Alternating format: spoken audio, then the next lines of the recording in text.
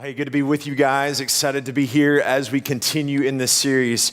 I was reading a few months ago about an experiment that this German biologist did to be able to figure out a key thing. And what he wanted to know is how good humans are at being able to internally understand the direction that they're walking.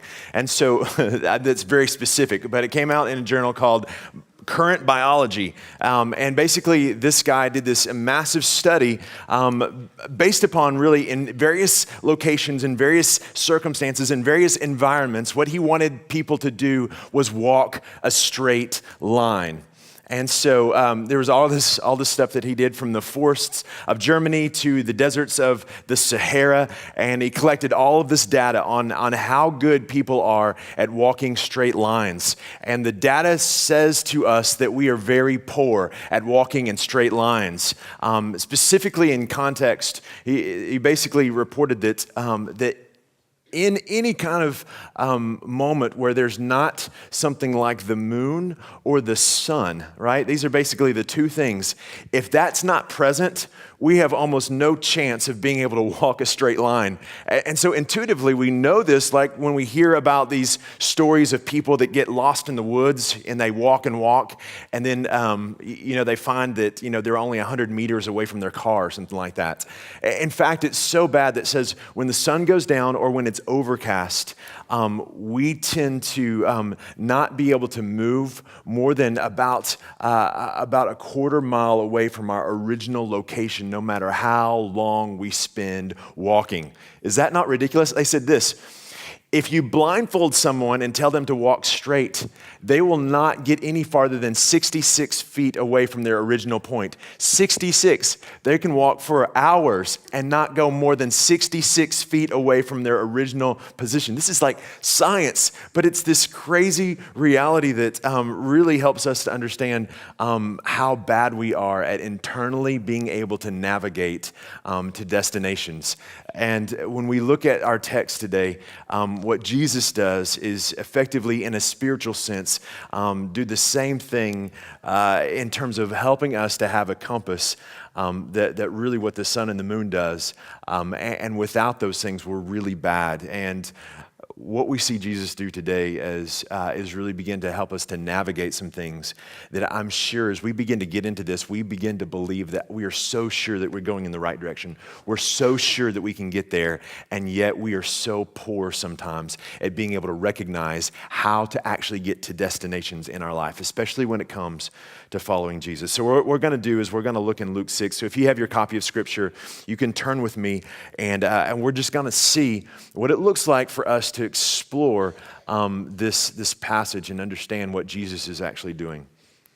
So it says this: on a Sabbath, while he was going through the grain fields, his disciples plucked and ate some heads of grain, rubbing them in their hands. But the Pharisees said, "Why are you doing what is not lawful to do on the Sabbath?"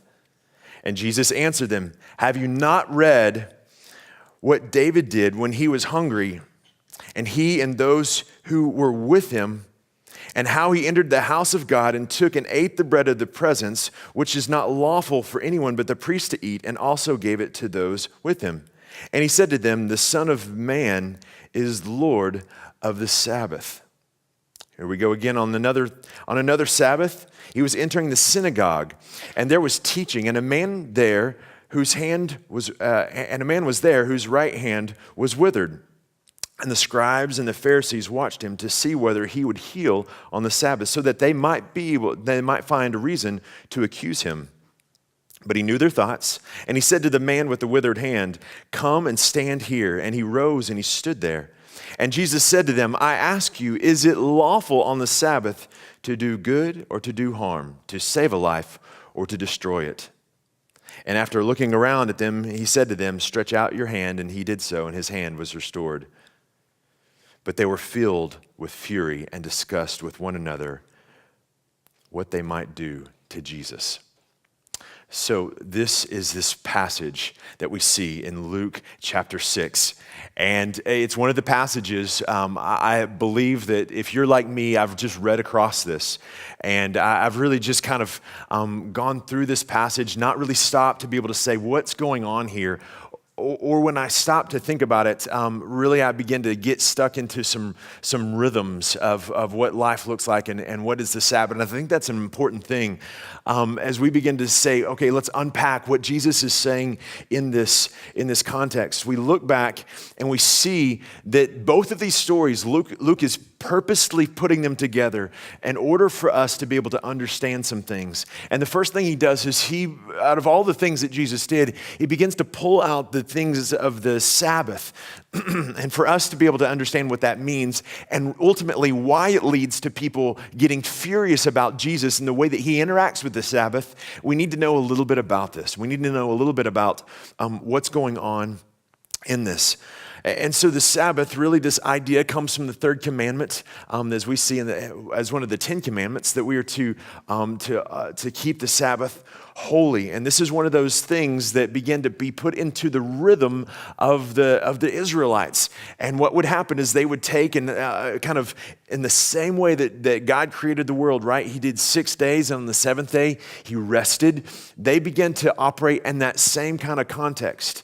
And so on the seventh day, they would rest. And here's this understanding is ultimately, as people looked in on the Jewish lifestyle, here's one of the things that they would see. It says this in a guy named N.T. Wright says this. It says, one of the few things that ancient pagans knew about the Jewish people is that from the pagans' point of view, they had a lazy day once a week. From the Jewish point of view, it wasn't laziness, it was the chance to celebrate time in a different mode. Sabbath was the day when human time met God's time, when the day-to-day succession of tasks and sorrows was set aside and one entered into a different sort of time. And this is this really interesting reality that of all the things that God commanded them to do, one of them is to be able to take this, to mimic his viewpoint of the world. And he has this 6 days of creating and then 1 day of not creating, of resting. And in this is a powerful idea. That what happens is it takes, every 6 days, it takes a day for us to begin to learn something very specific about ourselves and very fundamental about ourselves, that we are not simply a collection of what we have accomplished, of what we do, but at least 1 day a week we celebrate that we are a child of God without doing a single thing to earn it. And this is a fundamental identity. And we think about this, if you're a parent and you think about bringing a kid into this world or adopting a kid, there is a moment that you begin to look at that child and you have feelings for this child that has done nothing to earn that. Like one of the most foundational things as I understood my relationship with God was when I had a child and I began to look at my child and say, I have such a significant joy and love for this child, and they've done nothing to earn it. All they've done is eaten and pooped, right? And that's kind of it. And that is good enough. And there's 1 day a week where we get to have a moment where we kind of embody this same kind of identity as children of God, that we are not doing something that continues. And all around us, we have this idea that our identity and our worth comes from something that we create, something that we do, something that we actualize in our life. And in this, we need at least 1 day a week to figure out just how to be. And there's something fundamental about this for us, that when we begin to understand how to be and how to like ourselves without having to accomplish something, it radically shifts the way that our identity is formed. And the sneaky truth is that it doesn't just affect the way our identity is formed, it actually affects the way that we create on the other 6 days. One of the things that we see is that God is who he is, then he creates, then he rests. And so if you begin to look at the entire picture of this, what God does is he works from rest and not rest from work. this is this slight shift, but it really changes the way that we approach our world, that we begin to see ourselves not as people who simply rest from work, but we work from rest. That we begin to say, there's something about me that needs to be formed, and so that when I create, it is creating in the right format, that I can begin to see the way that I'm actualizing the gifts and talents that God has given me in a healthy way, that it doesn't begin to ultimately become my identity, and it becomes who I am. And especially for you guys, I think it's really easy for you men to take and really identify with the things that you do, and whether that's going good or bad affects everything else about your life. It affects your identity, it affects your relationships with your family, it affects your relationship with friends. And this is key, because if we are working and then if we get and we just crash after that, this is not the life that we're meant to live.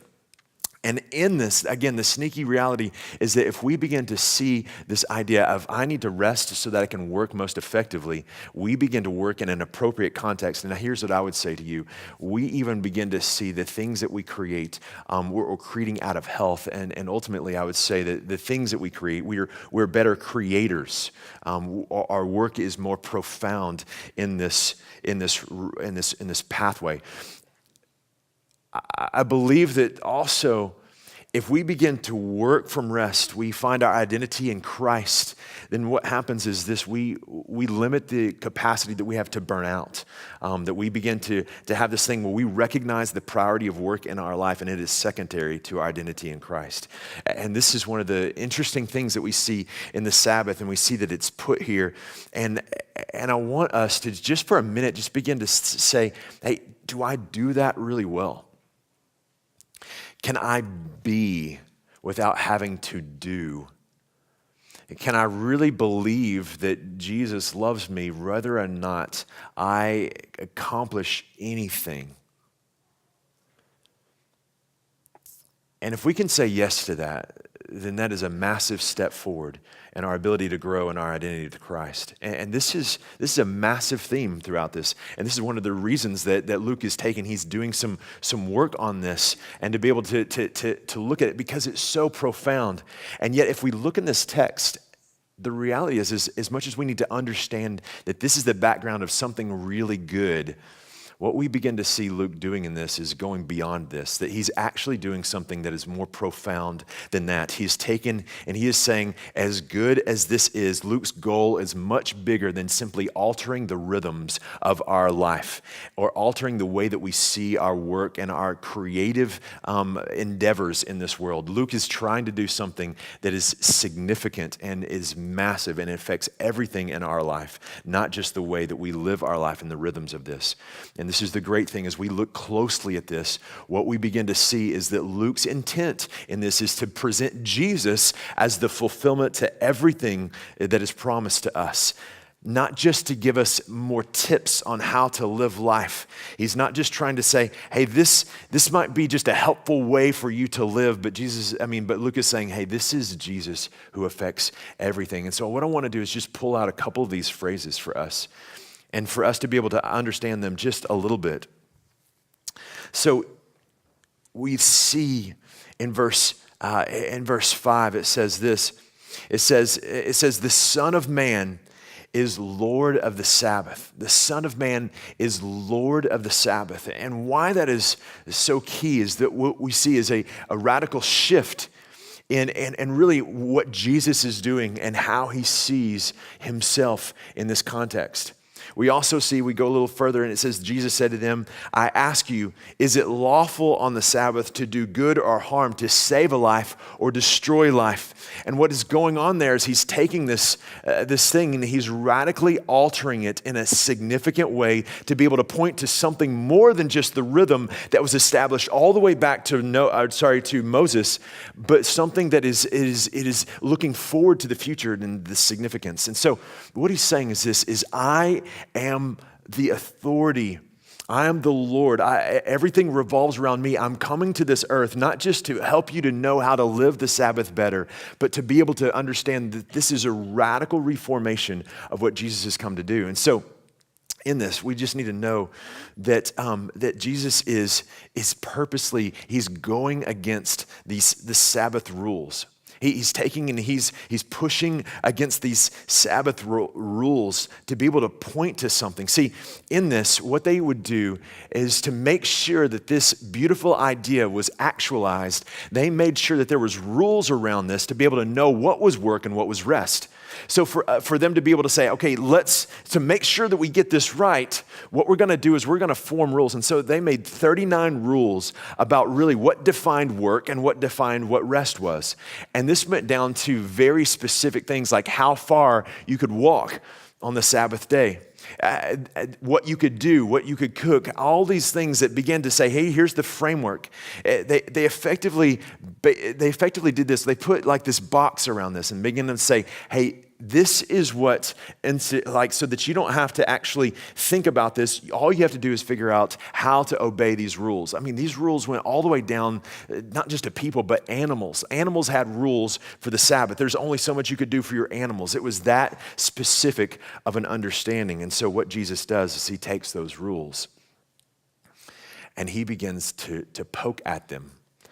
And he begins to disobey the rules that were set there to clarify what the Sabbath was all about.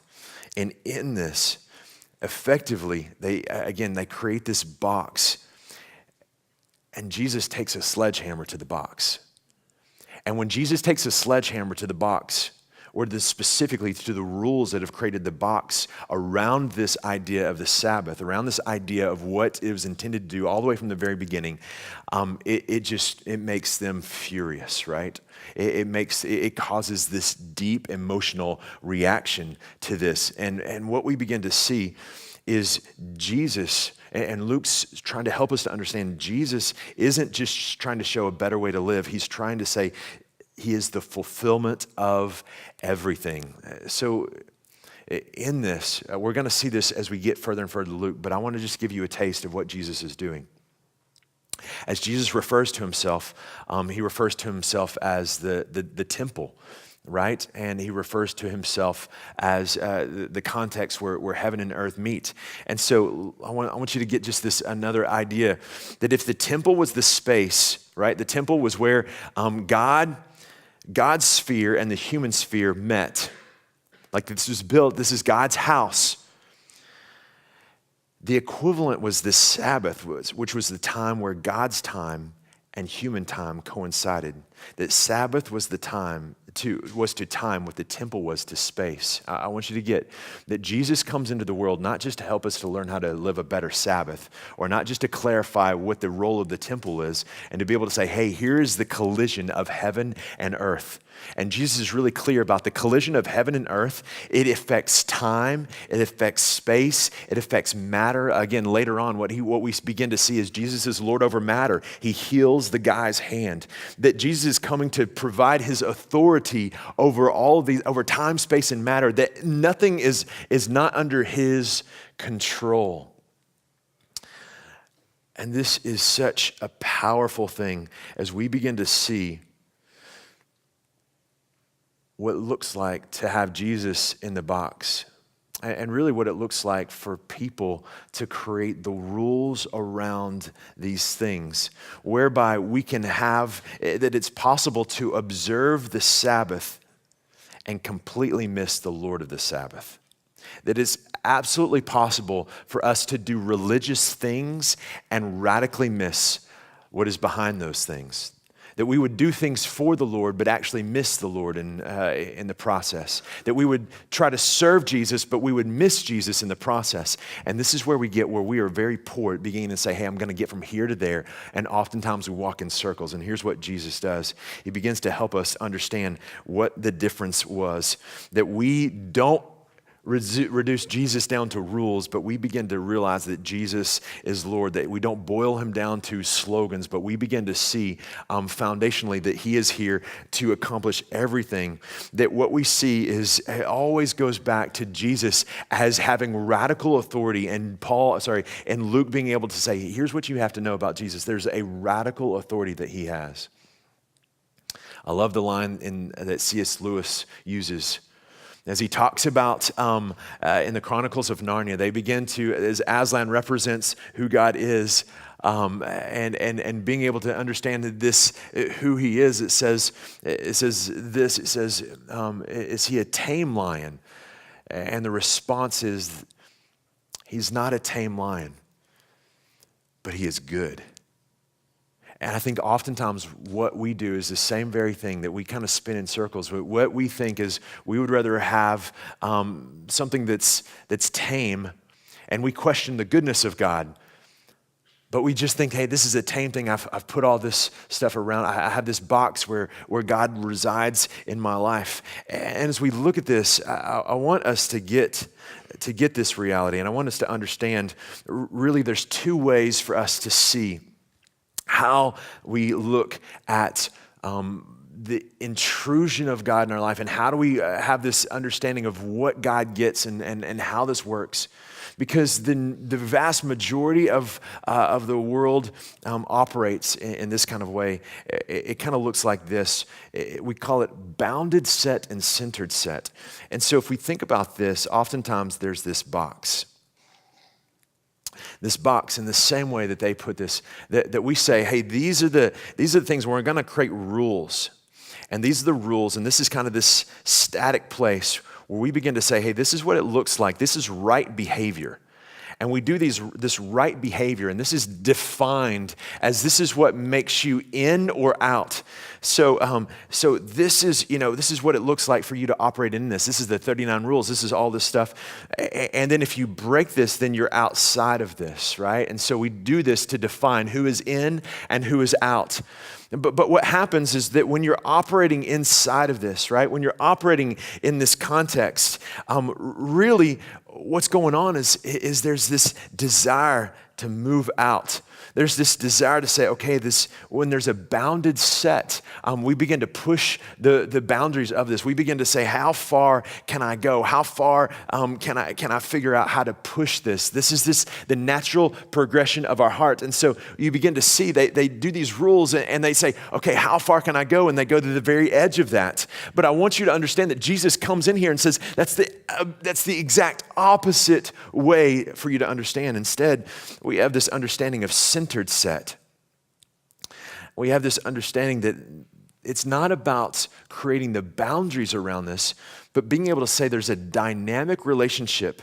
And what we have to do is, in any moment, we're either moving towards Jesus or moving away from Jesus, right? We're moving towards Jesus in our world, or we're moving away. And that's the defining reality. And this is what, when we begin to see Jesus as saying, hey, I've come to be Lord over the Sabbath, what he's saying in this is that there's a foundational trajectory that you have to see yourself as, that you begin to see yourself not as a reality of rules, and whether or not you're following those rules, that's what this bounded set looks like. And so then you begin to say, the thing that defines where my relationship with God and what this looks like is really, what does it look like for me to follow the rules? And Jesus, it's like, oh, let me break all the rules so that you begin to understand that I've not come and I've not begun to create a new reality so that you might be able to just have more clarity on whether or not you're in the rules or not. I've come that you might be able to have me as the center part of your life, so that there's a reality of moving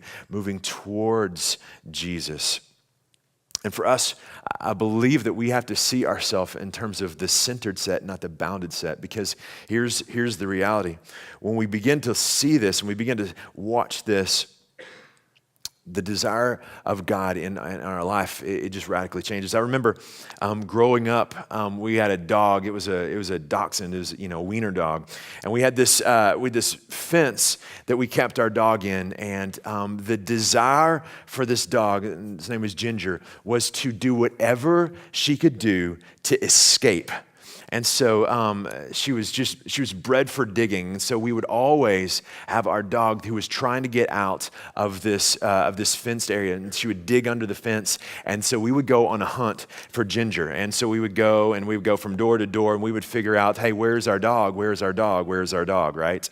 And I remembered, like, this was just the reality that, and then we would put bricks in the place where she would dig out. And then over the years, like, it was just like, eventually we almost bricked our entire fence, right? Because it was just, she would move from one place to another. And this was the desire of her heart, was to figure out how to exit the fence. That was the desire of her heart. I remember going over to a friend's house that lived on the outside of town, and he had a blue heeler. He didn't have a dachshund, but he had a blue heeler. And I remember watching this dog, right? And this dog would always be on the front porch. Not a fence on the whole place, but the dog would always be on the front porch. And it struck me how significantly different this was, because my dog kept wanting to leave.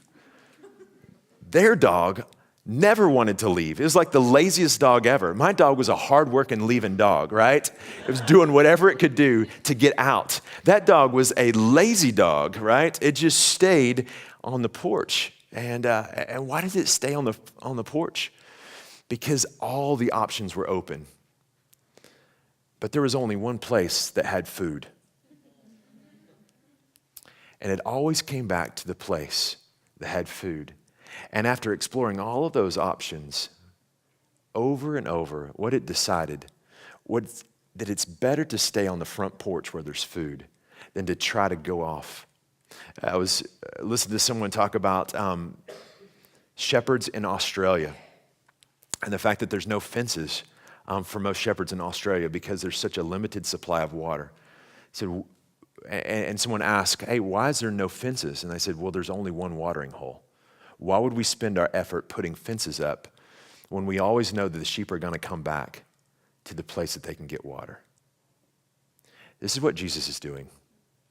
He's shattering, he's trying to uproot the fence. He's trying to shatter the box. He's trying to say, hey, I've come to be the authority and the priority of your life. I've not come to try to build a better fence. I've not come to try to justify your fence. I've not tried to help you to enjoy the fence. I've helped you to come and you hate the fence, because what the fence is just a behavior modification. And I want us to resonate to hate behavior modification if it comes at the expense of falling in love with Jesus Christ. And for us to go back over and over to say, Jesus is better than anything else.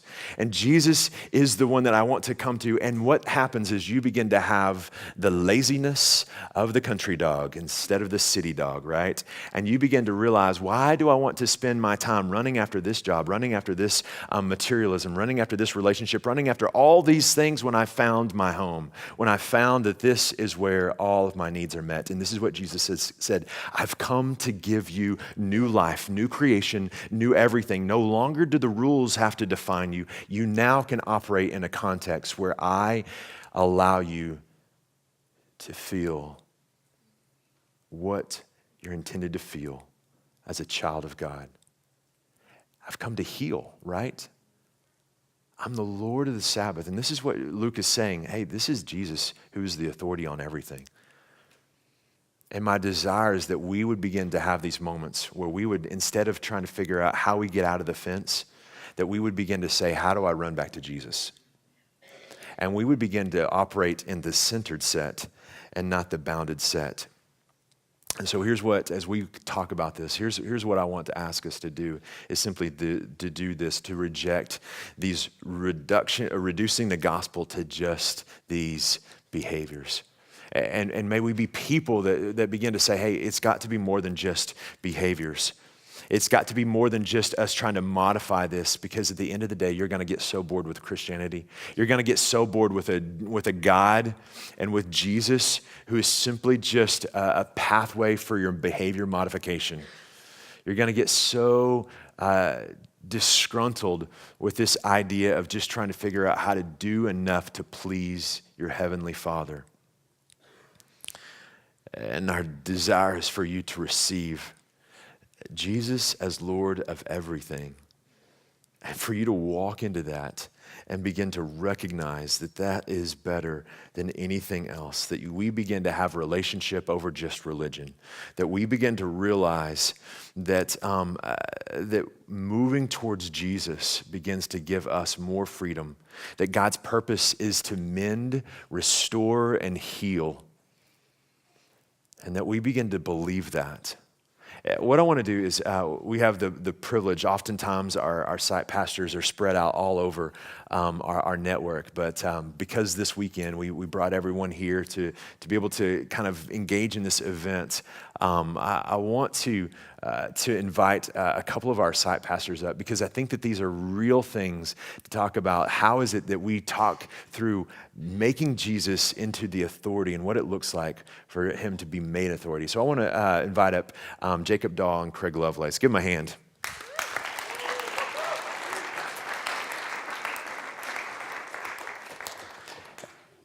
So tell us, what in your life, as you guys come on to the center here, as you guys are figuring this out, as you're walking towards this, just tell me a moment where this idea of seeing Jesus is better and breaking out of that box, how that's kind of played out in your life. It's a good question. Yeah, for me, I was thinking about, as you were talking today, a moment for me was when I was, a few years ago, before I moved to Ellensburg. I miss Pullman, by the way. I miss you guys a lot. Before moving to Ellensburg, I was an employee at Washington State University. I was an engineer working at the Sports Science Lab. Really fun. Yeah, shout out to the Sports Science Lab. Cool. A few of us, a few the proud, right? So I was working at the lab, and back then, Ellison Floyd was still president, and so one winter, he decided to give every single employee a bonus. So sorry about that if you guys didn't get that this year, but this one year, I got a bonus check via Ellison Floyd. So for me, being a new Christian, I thought, wow, awesome. I get to have all this money. I'll tithe 5-10% on this money. I can spend the 90% for a new laptop or a new TV or whatever. And so that was the first moment, I think, that I began to wrestle with the box. Like in my life, I began to look at what the Bible says about tithing, or about what money looks like in my life. And so I began to wrestle with, okay, maybe I should give away 10%. And then began to think about, well, what if God's calling me to give more? What if God's calling me to open up my life and to be generous and not just do the bare minimum and do the box equivalent of giving? And began to wrestle with, what if God is calling me to give it all away? My entire bonus check. This is a bonus. It wasn't like my salary. It's a bonus to my life. So why wouldn't I just simply wrestle with giving it all away? So I asked Jess about it, and we began to pray about it and asked God what we should do with the money. And so we ended up giving it all to our friends going for Christmas. And so we had multiple friends we gave money to. And so I remember one night I'm laying in my bed, super sick, had a really bad cold. And one of the girls we supported, called Jess and was thanking her. And I overhear her in the next room. I'm weeping in my bed, sick, experiencing the joy of generosity. And so I think a lot of times we hear Jesus is Lord and we think, oh, I'm having to give up and sacrifice and simply do this thing out of obligation. But I think Jesus is Lord is the most joyful thing for us. And so I experienced that firsthand. And opening up my life and being generous and experiencing Him as Lord of my life and wrestling with my own box, my own life, and giving it up to Him and having Him be Lord of my money, be Lord of my finances, of our finances, and experiencing the joy on the backside of that was an incredible moment in my faith, early on in my faith. So that's really cool. Yeah, it's really cool. Craig, how about you? I think growing up in a Christian home, I knew what it looked like to. I didn't become a believer until I was a freshman in college, but I'd seen my parents love people well. I'd seen people, be blessed by my parents' home and the way they treated people. But we didn't have people over a ton. And then when I became a Christian and started looking into community and going to Village and experiencing deeper love with people outside of my blood family, I started to learn more about what it looked like to love people and have them in my space. And then when Kelly and I got married and started pursuing church planting, coming on staff, and just exploring what it looked like to love people through our space, through our home, through our stuff, we really wrestled with, is Jesus Lord of our home? Is Jesus Lord of our space? And we had a picture of the box being a certain level of hospitality, that if they can come over and eat a meal that we cooked, and if they can be over for 2 hours or so, that was good, hospitable Christianity. And but beyond that 2 hours, Village is done. You guys need to get out now and leave us to be in our space, right? And just started being challenged as freshmen would come over for hours and just linger in our home. And we started experiencing community in places like friends at Grace Point and the way they do Life on Life, and this giving one another refrigerator rights, that you can come over and eat out of my fridge and you don't even have to ask, because that's what family do. And just redefining family for me. I just only known the way my family did it growing up, and that was Christian. That was good enough. That was following the rules. But it wasn't outside the box, and it certainly wasn't helping me go beyond what was good enough to really see how Jesus loved people. So, just redefining hospitality and saying, not what does it look like to be hospitable, but what does it look like to love people in a way that helps me see Jesus in my everyday life, and every time someone enters my home, to give them more of Christ. So another way that I've seen this framed, this whole idea, is just to say that Jesus didn't come, like, holiness is not morality. Holiness is more like being more like Jesus. And so he's Lord over everything. And the question is not, am I doing the right thing, but am I doing the Jesus thing? Is this helping me love him more and know him more? So, yeah. That's really good. Hey, give these guys a hand. Thank you. So Jesus comes and he says this to us because we all have a propensity to want to create a box in our life. We all have a propensity to be able to say, what I'd like to do is I would like to have control. And control, and as we really think about, I still want to have this righteous lifestyle, right? I still want to say I'm following Jesus, but I still want to have control, right? What happens is what we do is we create boxes. We create boxes that help us to be able to say, hey, if I do this, this is enough. And what Jesus wants is our heart. He wants us to find more joy in him. And our propensity is to do the same thing that the Pharisees did, to be able to say, hey, if I just do this, is this enough? If I just do this thing, is that enough to be able to say, I'm good? But Jesus really isn't the greater desire of my heart. The desire of my heart is really just to be a good person, but be able to ultimately have maximum control over my life. And so I want to challenge us all today to be able to say, where is it that we've created boxes that allow us to continue to have control while keeping the lordship of Jesus at bay? And I want you to get this, that when the box gets created, when Jesus takes a sledgehammer, it's not a fun thing. That we begin to get furious. And so I want to ask you just to be able to think through. And one of the just quick ways to ask why 3 times. If you begin to have something, you say, why am I doing this thing? And you kind of go back and say, okay, so why am I doing that? Okay, so why am I doing that? And to figure out where it lands in your heart. And if you'll just be honest with that, if you say, why am I making this decision? Why do I have this thought? You might be able to find boxes that you've created. And I want us to be able to ultimately be country dogs that lay on porches and know that Jesus is better and have deep, abiding peace. And that we're not frantic to be able to say, what's on the other side of the fence? What's out there? Because we know this Jesus is better.